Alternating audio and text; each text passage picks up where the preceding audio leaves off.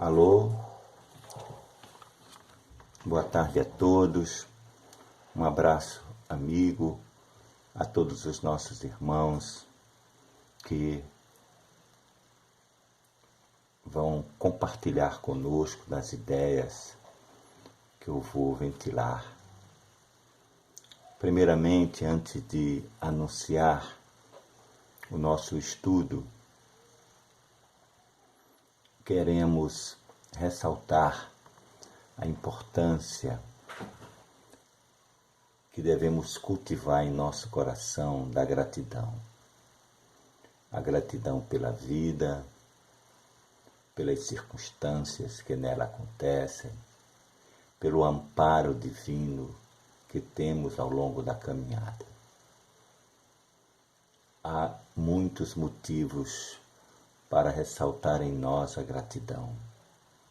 Muitíssimos motivos. E zero motivos para minimamente reclamar de qualquer coisa. Também queria registrar a todos a importância de nós meditarmos sobre os aspectos espirituais que envolvem nossas vidas. Esta atitude nos fortalece para o enfrentamento melhor das questões do nosso dia a dia. Somos a toda hora testados para provar a nossa fé, a nossa esperança ante as dificuldades que nos aparecem continuamente. Então, ocasião como essa é um motivo de nós refletirmos sobre o nosso procedimento aqui, na nossa vida de relação, aonde a gente estiver. Cabe-nos sempre um olhar compreensivo e amoroso a tudo que nos cerca. Pois muito bem, o assunto que nós vamos tratar é o seguinte: como o Espiritismo percebe o cenário atual e suas perspectivas futuras. Um assunto hiperválido, muito atual no momento em que vivemos.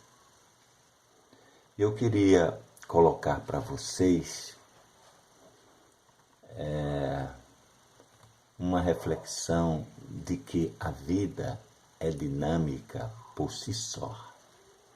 Nada está estático no universo. Não só os átomos com seus movimentos, as moléculas, tudo no universo está em movimento.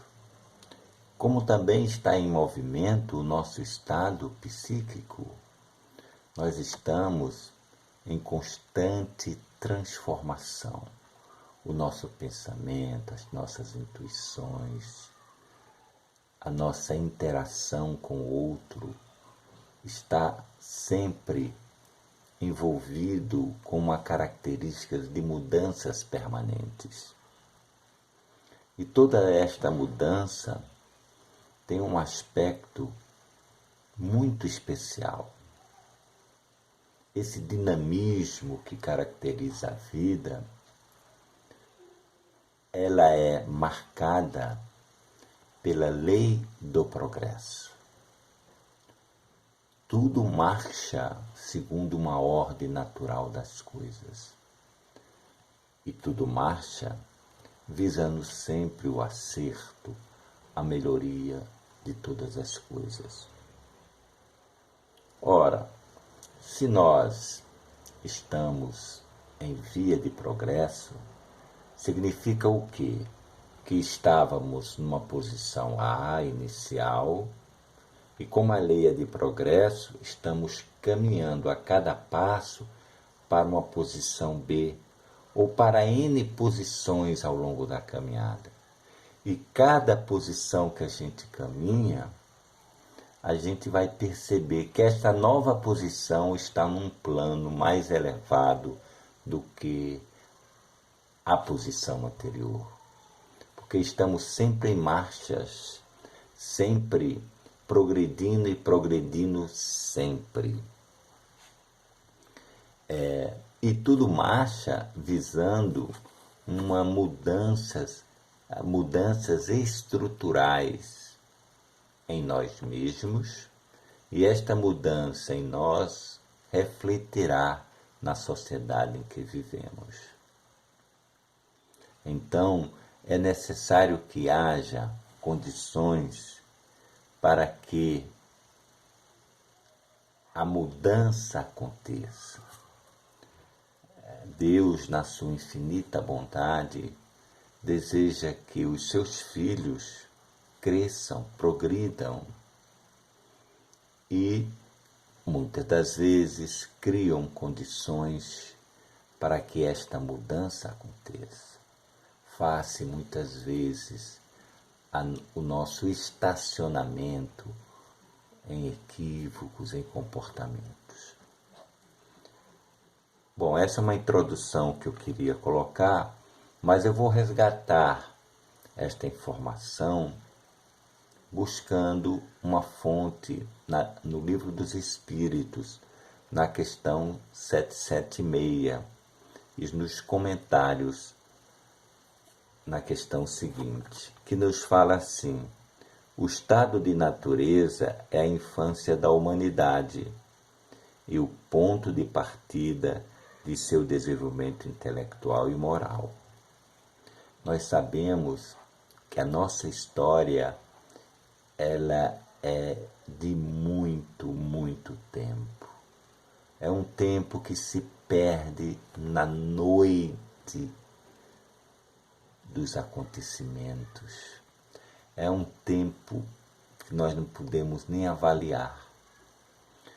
Há uma trajetória que começa do átomo primitivo ao arcanjo. Então, quando falamos em átomos, falamos na menor partícula, no elemento mais elementar, onde só tem energia. O átomo, energia. E essa energia, agregando a outros átomos, vamos formar a matéria. A matéria com as suas forças internas produzidas pelos átomos. Ali é uma elaboração. Mesmo assim, neste aglomerado de átomos que vai formar os minerais, ali nós vamos já encontrar uma direção de individualidade. Haja vista que há no reino mineral as diversas propriedades específicas, né? A química nos traduz que há um pouco mais de 100 elementos da natureza, cada elemento produzindo um efeito com características próprias, características químicas, físicas de cada elemento. O que é isso? Já é uma mudança particular de uma individualização. Depois, nós vamos analisar este princípio energético caminhando para uma transformação, aliando a energia contida na matéria, mais um agente que vai dar vida, e vamos adentrar aí pelo reino vegetal, que já vai perceber a presença de uma sensibilidade que existe já nas plantas.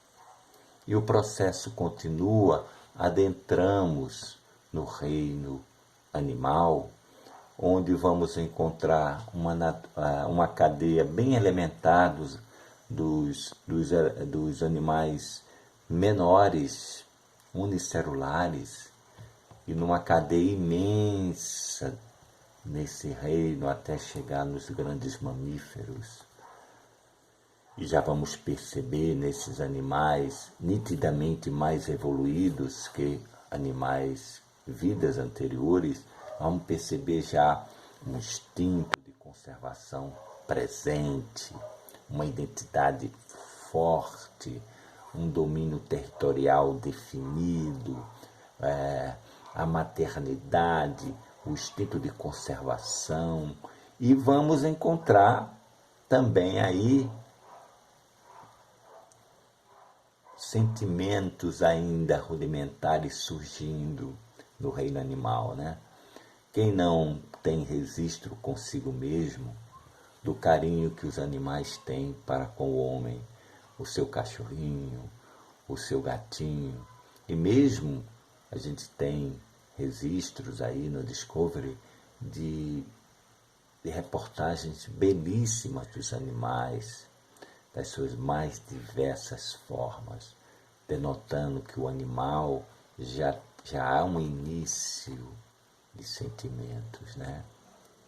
E aí nós vamos dar um grande passo, como entramos no reino hominal, que seríamos nós, seres humanos.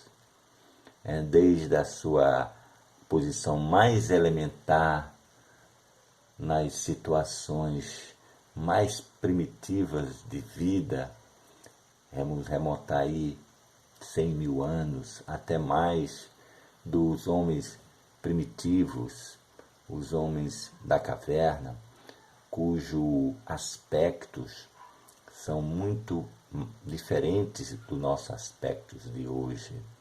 Vamos perceber os homens de estaturas pequenas, os membros superiores quase que encostando no solo, como se estivesse fazendo um movimento de se erguer, de levantar. Vamos percebendo a pele, né, ainda muito peluda, transitando para uma posição mais esbelta, mais clara, que somos nós, né? Nós somos, então, esse produto desta caminhada, essa caminhada marcada pelo progresso. Pois muito bem, e muitas das vezes nós vamos fazendo uma autoanálise de nossas origens, nós vamos perceber que o egoísmo, o orgulho remonta dessas eras. Daí a importância de uma vez detectado em nós essas, digamos assim, características do orgulho e do egoísmo, entender que isso vem de uma origem muito distante e que é preciso aos poucos combater isso através do autoconhecimento. Então eu contei essa história para mostrar que há um dinamismo, há um crescimento em todas as direções. O universo está sempre se renovando, sempre buscando formas melhores. Aí nós vamos ver ainda nessa questão, Kardec dizendo que sendo o homem perfectível, trazendo em si o germe do seu aperfeiçoamento. Então, quando chegamos a essa condição de pensar, de ter uma noção do futuro, nós trazemos todos os germes de uma potencialidade imensa. Nós somos possuidores de potências divinas. E que esta caminhada, a partir da nossa consciência de pensar, essa caminhada passa a ser também com essa característica de progredir sempre. A nossa marcha é sempre marcada pela característica de progredir sempre, né? Nós não fomos criados assim como alguns segmentos religiosos falam, que a gente nasce na concepção. Não, nós já éramos muito bem elaborados, já tínhamos bagagens imensas de outras experiências. Nós apenas vamos recapitular em cada encarnação um capítulo dessa história de evolução. Né? Então nós podemos viver, pensar aí que tudo está em marcha. Se tudo está em marcha, significa que nós temos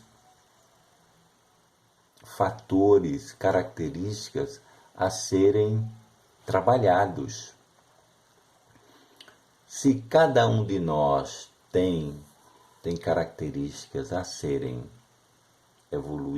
trabalhadas visando a evolução, e se a sociedade é o somatório de todos nós concluímos que a sociedade carece de quê? De aperfeiçoamento, de crescimento. E aí nós vamos perceber que para crescer, para se modificar, exige de cada um de nós uma vontade própria, individual, porque a partir desse momento nós seremos construtores de nós mesmos. Então a sociedade ela vai crescer e progredir de acordo com os movimentos individuais que cada um se colocar, se incorporar nessa perspectiva de melhorias permanentes. Mas muitas das vezes o homem, ele face ainda a sua herança do passado, ele insiste em comportamentos egoísticos, de orgulho, e esse comportamento perdurado por muito tempo cria crises na sociedade. O que são as guerras a não ser uma eclosão de soluções não resolvidas? Não é verdade? Então é preciso muitas vezes que haja uma condição de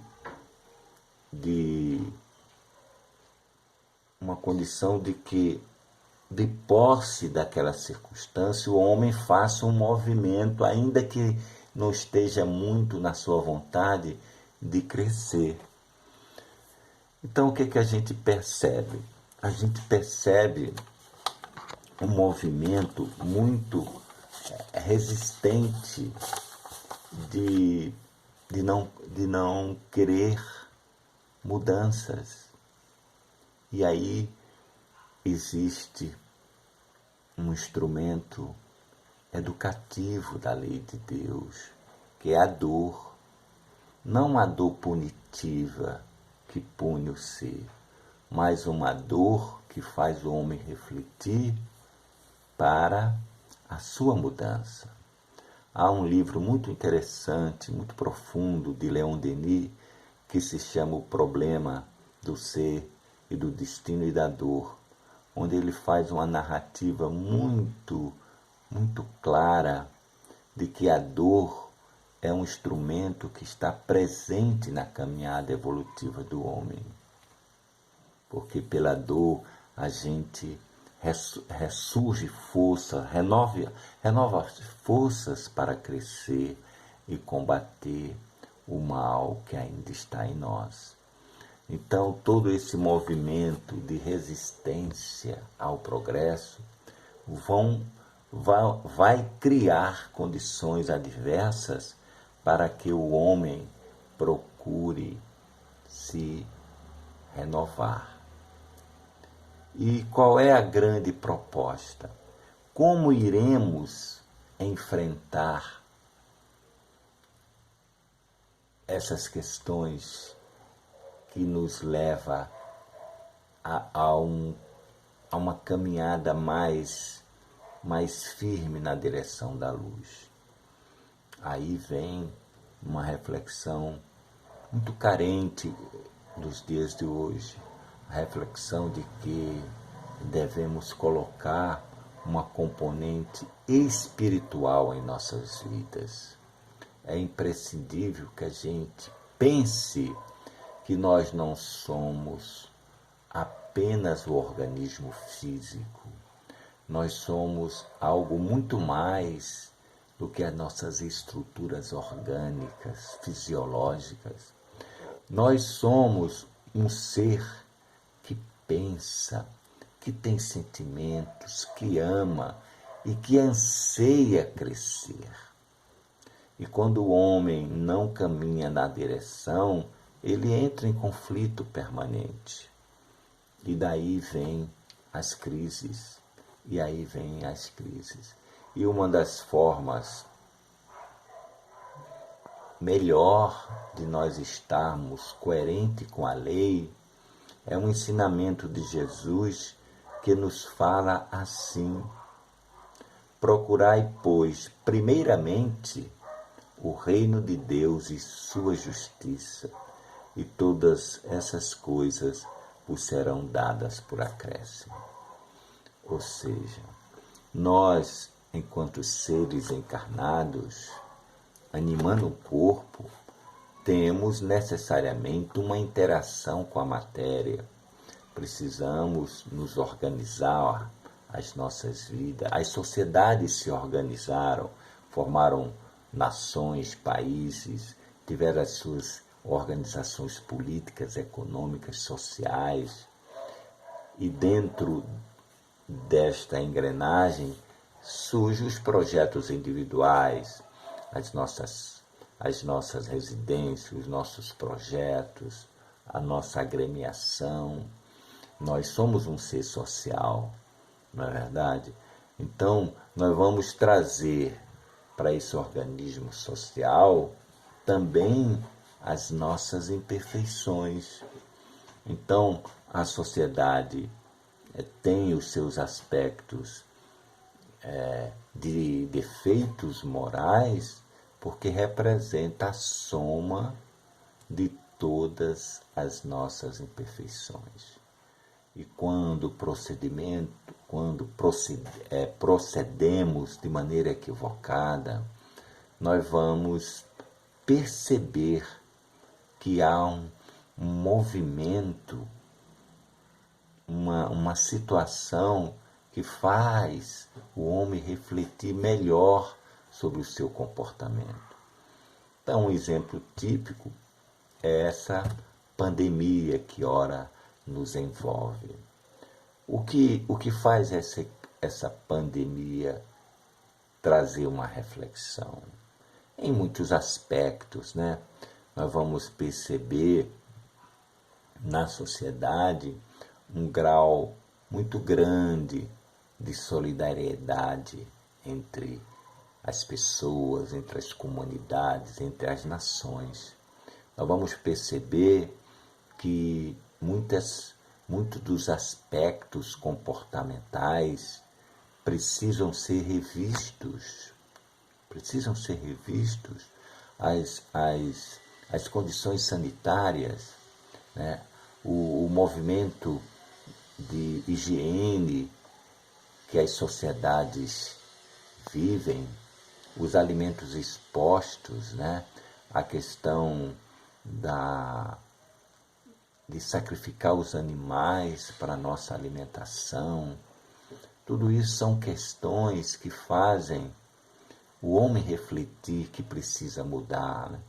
A volta do homem a um passeio pela natureza, a tomar banho de sol como um elemento de grande eficácia para a captação da energia, da vitamina D e aumentar as nossas defesas, né? A ingestão de alimentos naturais que assegurem, né, a aquisição por parte do organismo das vitaminas C, B, e todas aquelas vitaminas que vão traduzir para nós um aumento das nossas defesas imunológicas que tanto precisamos. Então a gente vai traçando um perfil das mudanças, né? A importância de caminhar com mais solidariedade ao outro, a importância de nós termos cuidados de não contaminar o nosso próximo, fazendo as opções recomendadas. Então tudo isso faz refletir uma série de hábitos comportamentais, né? A mudança, por exemplo, de optarmos por cidades menos poluídas, né? Com menor número de trânsito nas ruas, que é o caso, por exemplo, das pessoas trabalharem em casa, evitando que os transportes coletivos na hora do pico sejam mais agradáveis, andar sem aqueles apertos imensos que a gente encontra nos transportes públicos, né? A vontade de olhar os seus sentimentos, né? Hoje a gente sabe que cultuar bons sentimentos, boas ações, cria uma energia de aumento de nossas defesas, uma posição psicológica, um comportamento emocional sadio, significa que você poderá criar uma imunidade muito forte contra a entrada de vírus e outras enfermidades. A opção da mansidão, a opção da paz, do entendimento, do trabalho coletivo. Isso são todos questionamentos que vieram à tona pela sociedade. Então a gente pode ver que a pandemia vem nos trazer várias reflexões de mudanças pessoais. Isso é um aspecto muito importante. E mais, como vivemos num meio de vibrações muito diversas, a gente aumentar o nosso nível de análise das coisas. O que a gente percebeu nessa pandemia é que, reconhecidamente, todos os cuidados deviam ser realizados por todos nós, os nossos cuidados da higiene das mãos, as nossas roupas, a máscara, o evitar o aglomeramento de pessoas, o distanciamento social, tudo isso foi muito positivo. Porém, também é necessário colocar que nós não podíamos incorporar um pânico, um pavor, muitas vezes alimentado pela mídia. Nós não podemos emocionalmente ser sugestionado por alguém, impingindo em nós um temor exacerbado das coisas. Isso também é um papel pessoal de cada um de nós. Nós devemos muito olhar para nós e enxergar que ninguém tem o poder de me impingir comportamentos de pavor, de pânico, de medos, porque eu estou trabalhando a mim mesmo, a minha própria consciência e trabalhando o meu poder de análise das coisas, observar o cenário e ver que muitas destas induções e de ficar em casa, de ter um imenso pânico nos corações, tinha outros interesses que não seriam o bem, mas componentes outras de ordem econômica, de ordem política e ética. Então nós temos que separar as coisas. O que é certo devemos fazer, o exagerado, fora da lógica, a gente deve recusar e seguir uma linha de equilíbrio permanente em nossas vidas. Isso também fez nós refletirmos, de analisarmos, por exemplo, os nossos governantes, que atitudes eles estão tomando para o bem da sociedade, para o bem coletivo, ou há ali uma componente de ordem ideológica, de ordem de interesse comercial, de ordem política. O poder de análise não pode ser excluído no nosso comportamento, porque nós somos um ser pensante que está trabalhando a nossa inteligência e os nossos sentimentos. Então, eu entendo que essa pandemia teve essa componente de aguçar na população um capital político consciente das coisas, que nós não devemos ficar influenciados por esse temor imenso que no meu entendimento, a nossa sociedade foi impedida de absorver tudo isso. Eu creio que a pandemia trouxe essa característica, né? Essa característica de mudanças. Ora, se houve tantos dados positivos de mudança, né? A gente vai perceber que após essa pandemia, perspectivas muito boas serão surgidas pelas mudanças que esse estado de coisas produziu em nós.